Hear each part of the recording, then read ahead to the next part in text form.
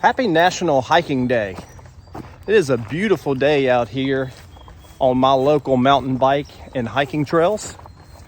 I thought it would be a fun and interesting video to make a top 10 most used gear video. Outdoor gear to be specific. Dare I say most loved. Anyway, in hopes of making a video where it will become a community type interaction. So I hope to hear back in your comments about some of your top 10 most used gear. And also want to take a second to welcome anybody that's just visiting Forest Adventures with Scott for the first time. And also welcome back any past visitors and subscribers. I encourage you to subscribe to the channel if you find the content interesting and beneficial. But for now, let's get down the trail and I can set up and show you some of my most used outdoor gear. See you down the trail.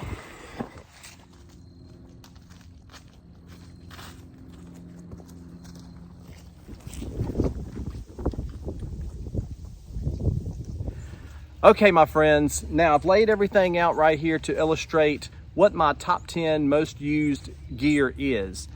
The criteria for this was pretty simple.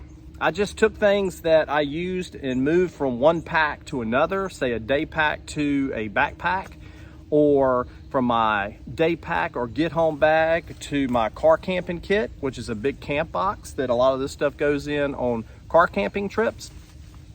So it kind of spans a lot of different activities in the outdoors. Some I take fishing, others just on a day hike.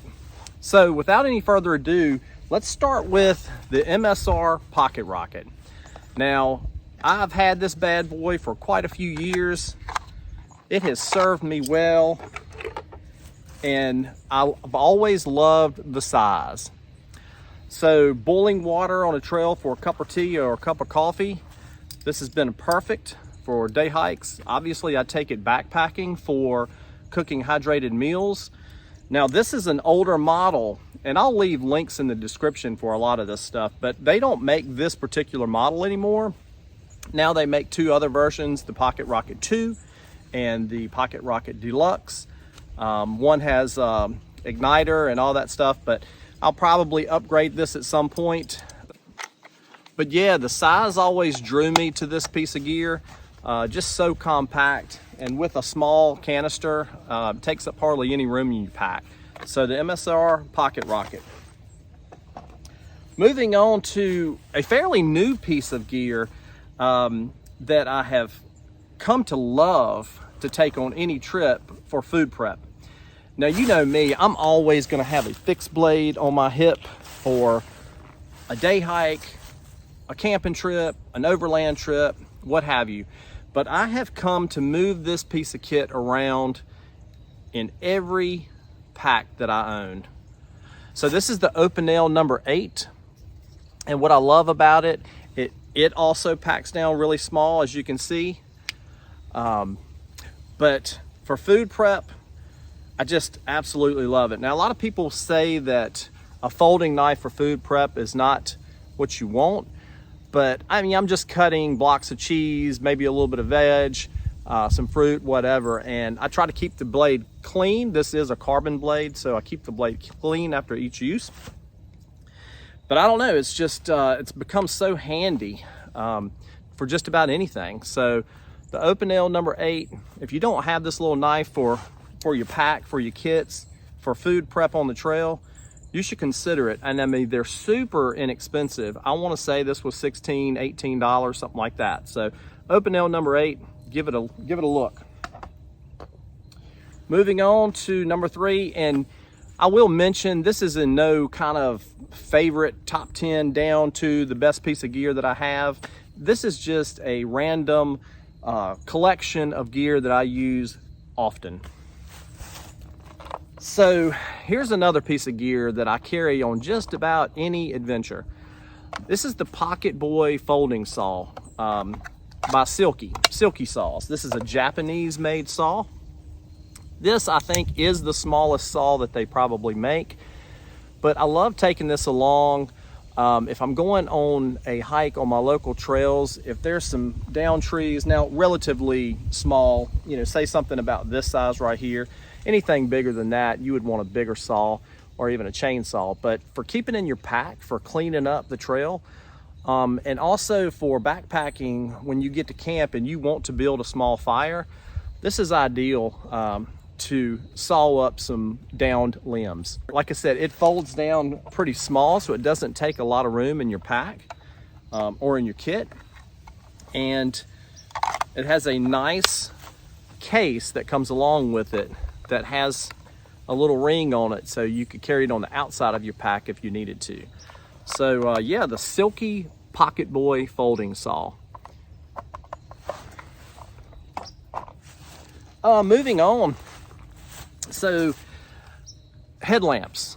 I mean, when I came across these things 20 years ago, it was like it had changed the game at night when you're trying to cook, move around, stuff like that. If you're out camping, it just provided that hands-free action, especially with cooking. Now this is my son's. This is just a very inexpensive, I think, Energizer brand. Personally, I just didn't have with me, for whatever reason, his light was in my pack. But I carry the Petzl brands, and I have gone through maybe 3 or 4 of those in my lifetime, and I've been a big fan of those. I can go on and on about hands-free headlamps, but I won't. They're pretty simple, but they do get moved. This is always with me, whether, especially in the fall, if I'm on a day hike that is close to being, you know, dusk and the sun setting, this comes along. So yeah, headlamp, definitely on the list of most used gear. Okay, let's move on to another piece of gear. Now, I absolutely love this, and it's this base layer right here. Now, I didn't really want to include a garment in my top 10 most used gear, but I've just got to stop and talk about this for just a second.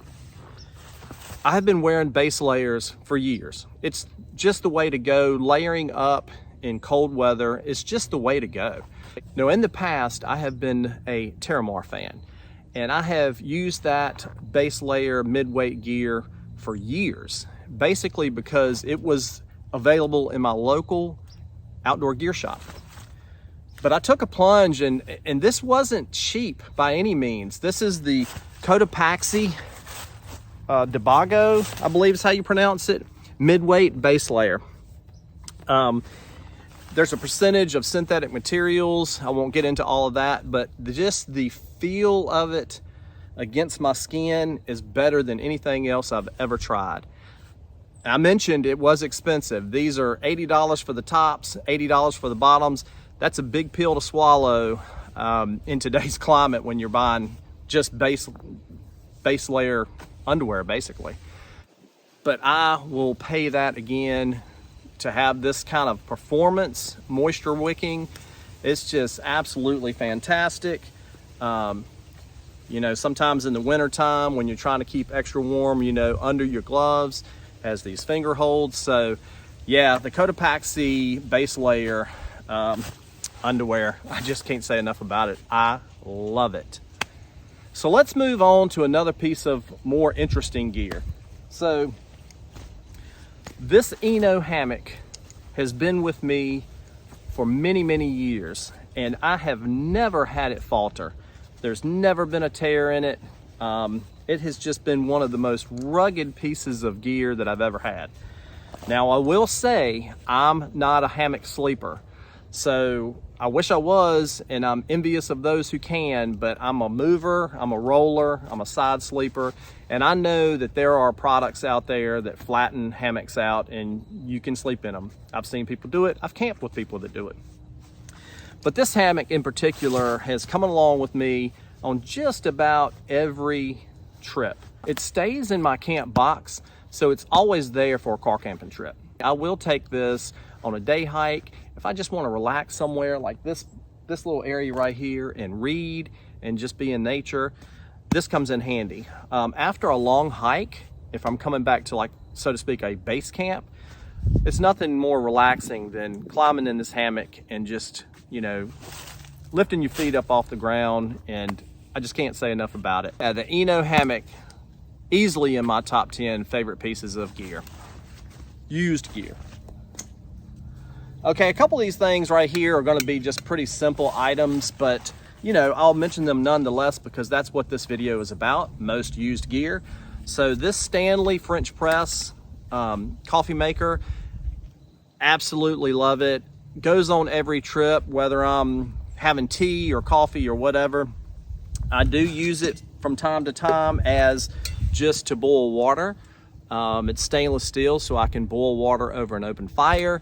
I can use my pocket rocket stove and boil water. It's got measurements inside. So yeah, it comes along on every single trip, no matter what it is. And so there's something about getting up in the morning and having a fresh cup of French pressed coffee. It just gets the day going. Absolutely love this piece of gear. And if this one ever goes bad, I'll just buy another one just like it. So the Stanley French press.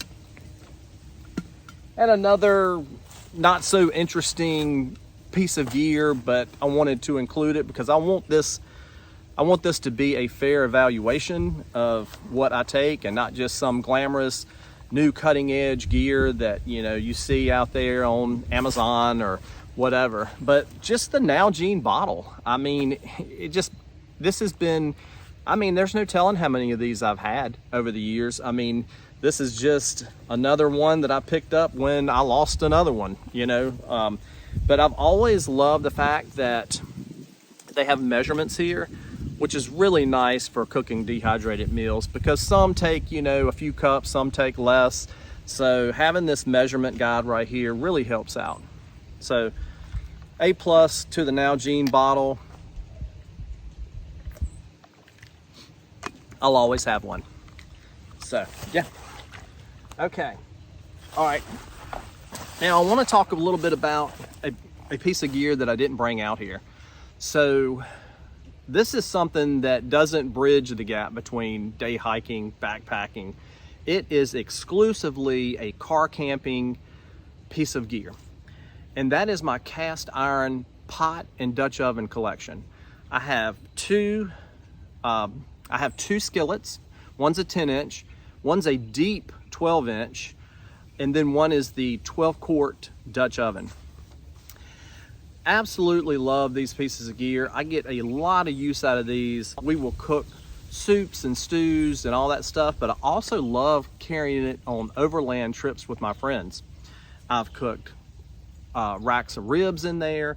I've cooked chili beans and stews and just a lot of different things. I kind of want to get into trying some sweet like casseroles, and I would really like to make a cobbler, and I've been putting that off for a while, but it's just great for open fire.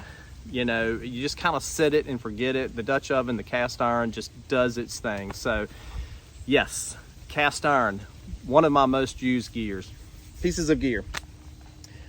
And then last but not least, it's something fairly new, and I have done a video on this EDC pouch. So if you want to go check that out, go back a few videos. Now I've had EDC pouches in the past. This is just my newest version, the Alpaca Admin. This stays in my glove box every day of the year unless I'm on trail or camping, then it's out. But inside of this is my fire making kit. And then there's a few survival type items in there, like, you know, a space blanket, some hand warmers, and, you know, a pen and a notepad and stuff like that. But this is basically my fire making kit. I like to have 3 different ways to make fire. So yeah, I've got a lighter in here. I've got waterproof matches in here. There's a ferrocerium rod in there. And so yeah, if you don't have an EDC pouch, I highly suggest maybe getting one just to keep things organized. You know, in the past, when I first started getting into backpacking specifically, everything was kind of just rumbling around in the top of the pack. You know, you got that top pocket and, you know, a lighter would get lost. Things that would be in this in here would just get lost. You know, it would either fall out when you made camp or something like that. So having everything in a pouch keeps a lot of things organized. So, okay friends, with all that said, let's hear your top 10. I'm looking forward to some comments about what you use the most in the outdoors. And it doesn't matter what sport it is. You can see I didn't include a tent, sleeping bag. I didn't include a snowboard or boots. I didn't include fishing gear. With all that said, I hope everyone has a wonderful day, and we'll see you in the next one. Peace.